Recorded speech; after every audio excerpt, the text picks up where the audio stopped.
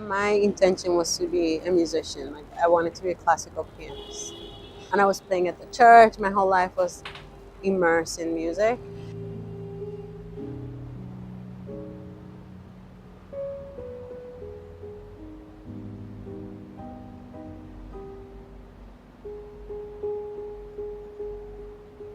But at the same time, I was doing art, the act of painting and creating, and it just felt very natural.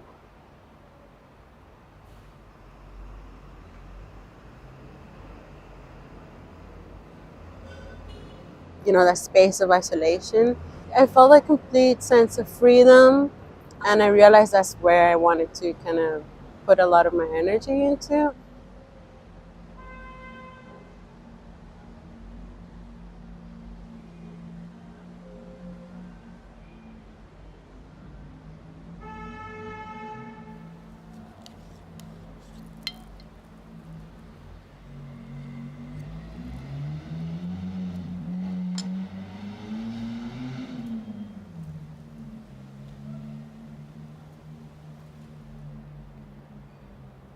The power, I think, of being an artist for me, that there's no one way of doing anything, and like something quite unique about how we each interpret and touch and speak and visualize. Like there's a unique intrinsic quality that we can have with a medium that you can really, if you allow yourself to explore that, like what's the possibilities.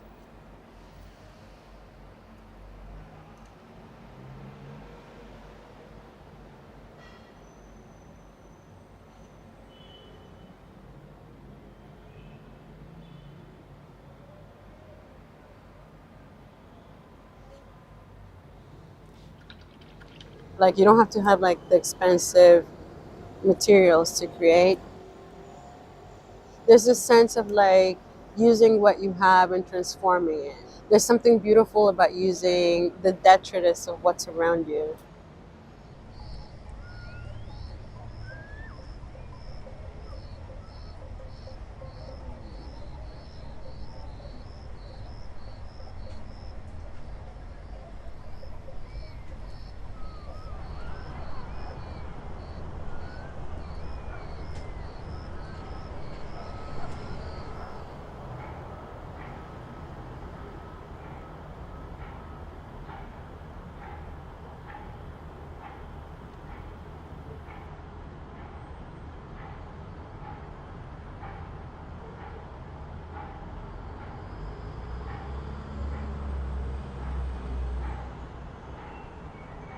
So in my experience, my education was very Western, and so it was very myopic.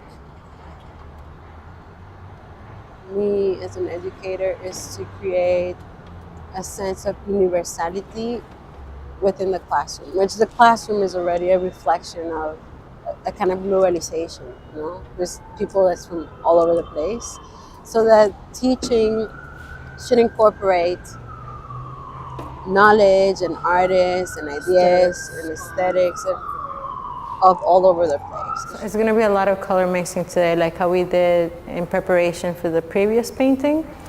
So once you generate a broad range of hues and you understand how to create different values and understand what colors are translucent, what colors are changed, how they change using white and black, then it'll be easier to incorporate those techniques into painting landscape. We're going to start by going to the gallery upstairs so you can see your artworks. And I think ours look, we have like the principal wall, ours look really amazing.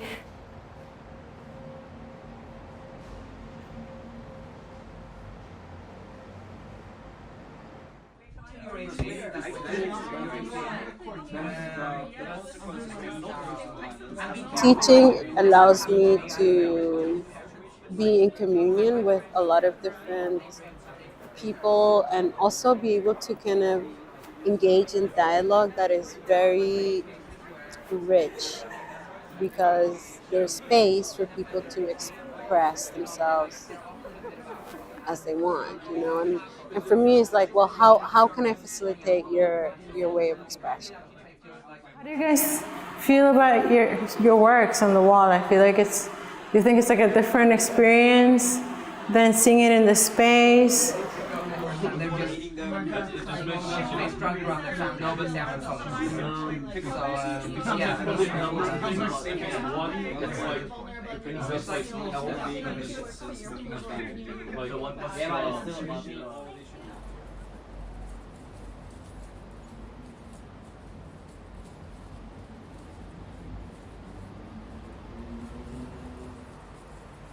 My mom has always been very supportive of me. Anything that I've been interested in, she would always kind of like nurture those interests. One of the first pieces I did of my mom was a nude.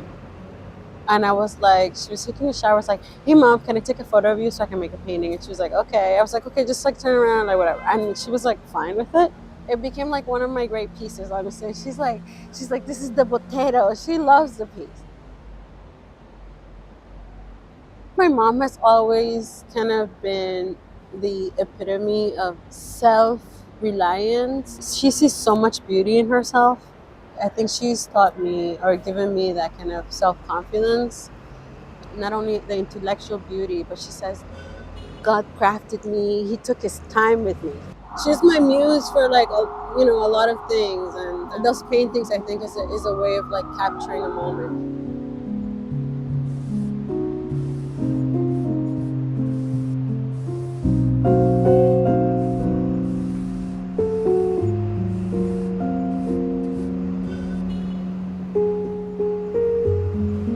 She has a great sense of humor. She's always like laughing, telling jokes. For Venus, I took a picture of her for New Year's, and she was like just having fun in the couch.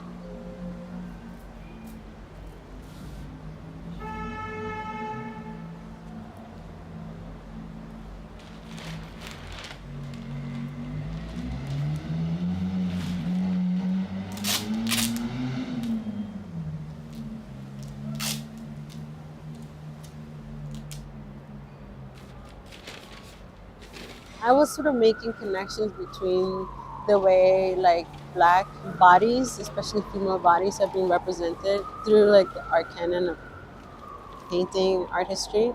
Either over-sexualized or relegated to servitude, or compositionally they're not the forefront. And I wanted to kind of put her as the theme of the painting because she's like really beautiful. There's something so engaging about her gesture.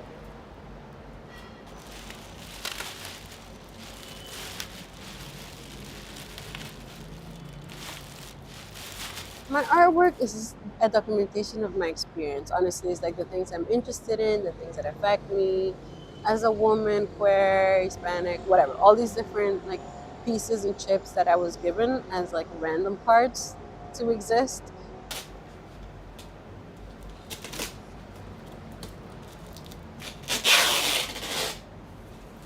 I just see myself as like a little drop in a massive ocean. And that maybe that drop can create like a little ripple, and somebody else would do another ripple, and you little kid over there, you can do your own thing.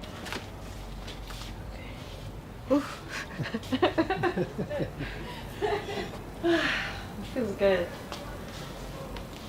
One last thing on the wall.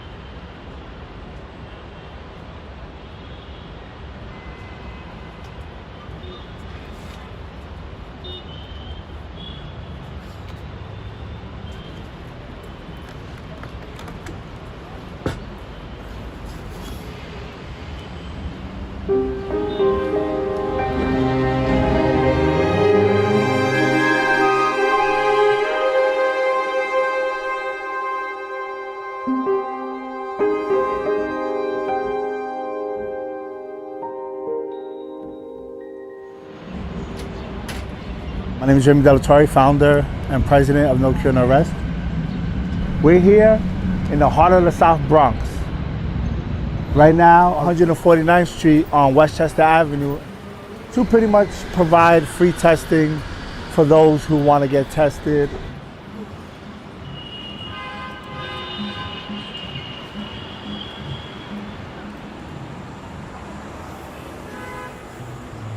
One of the things that I am a little bit skeptical of is how many people will actually get tested today. Most people just walk by, they'll see what it says, obviously you can see, and just keep on moving.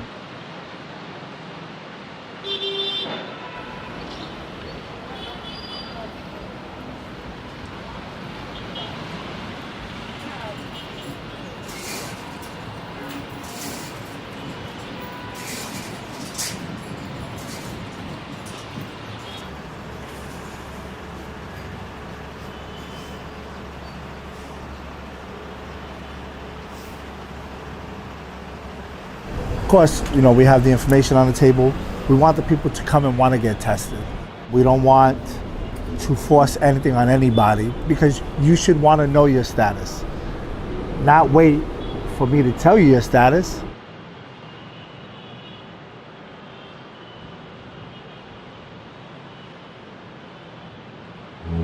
We have our mobile unit with us, ready to test. We just want people to get tested, know your status, because it's important. That's the only way we can stop the spread of this disease. If everybody knew they were positive or negative, then they can get treatment. If you are treated early, become undetectable, and with right medications, you won't be able to spread it. Events like this are important. Free testing for the community. I got parking, I paid for the parking. So I got 2 hours here and we're here for the community. So Bronx community, where are you?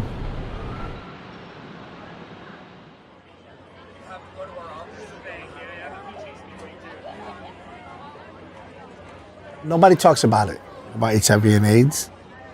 You only hear about it leading up to World AIDS Day and then the big AIDS walk that happens in New York City. Participating in the AIDS walk is something I've always been doing. It's not something that takes away from my organization's mission. They do everything that I hope my organization hopefully one day could do.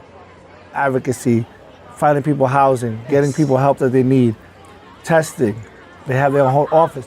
I want to be that.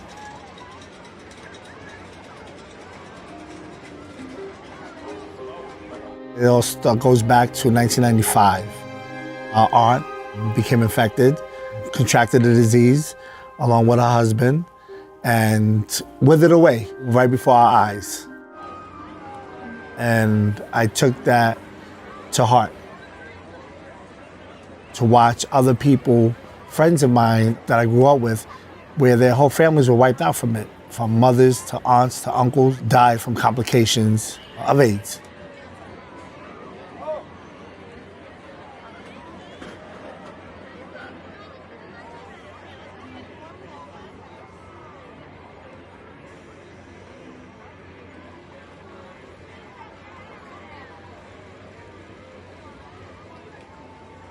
We have a cousin who passed away from it as well. And it's just something that somebody has to take up the mantle for it. I'm a crusader for this.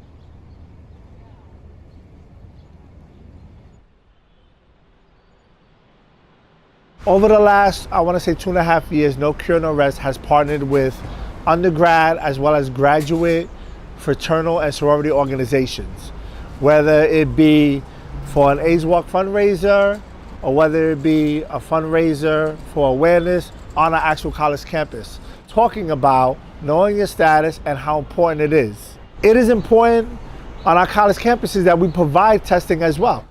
I'm positive that I'm negative for HIV and AIDS. Knocked the wind out of you, didn't I? How do I know this? How do I know this? Because I've been tested. I've been tested. I get tested regularly. And not just get tested for HIV and AIDS, there's other stuff out there. Chlamydia, gonorrhea, syphilis, all them STIs. I am positive I'm negative for all of them. Now, I ask you, do you know your status? Right here today, when I get on stage, and you feel compelled to want to know your HIV status, I'm in the back, I have kits with me, rapid HIV testing kits. If you want to get tested, we'll find a room, we'll test you, give you your paperwork. But this is how we stop the spread of HIV. There is no cure.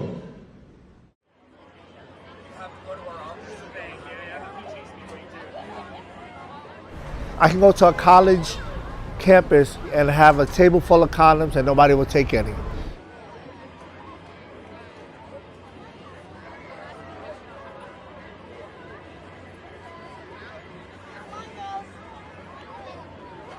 Most college kids still think that they're invincible. I lived on a college campus. I know the college life. There's a lot of sexual activity. It is better to be safe, wrap it up, and know your status. It should never be considered taboo to wrap it up.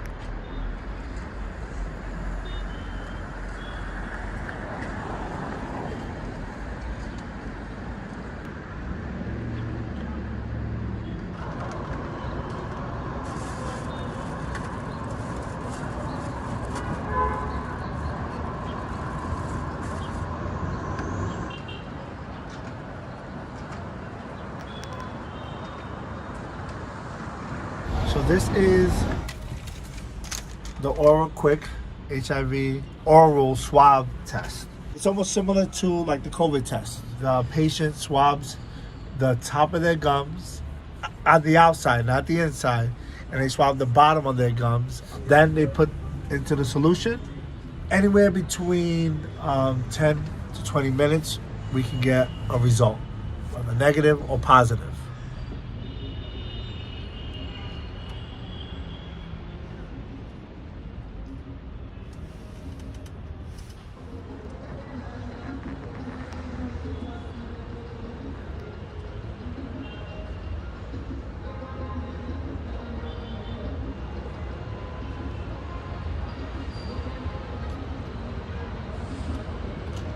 Today, the person is HIV negative. It is showing a negative result.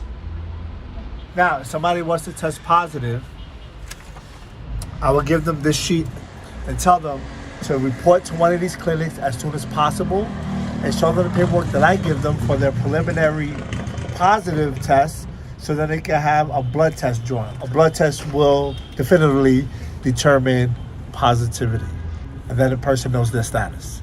We ask people to get tested at least every 3 months to get a test done, whether it be a blood or oral test. And then you know your status. This patient today will know her status.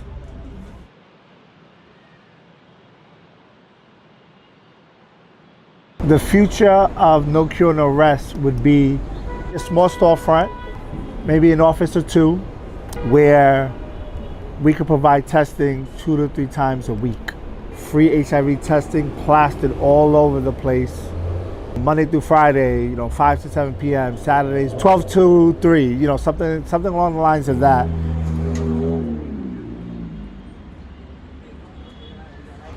We can't be nice about this anymore. Too many people are getting infected. Too many people are not knowing that they are infected. And too many people are transmitting it to others because they do not know their own status. The education part is the most important part. And let me make sure you guys watching this understand. There is no cure. None. So there can be no rest. But we can stop the spread, minimize it, and we can eventually have a world without HIV and AIDS.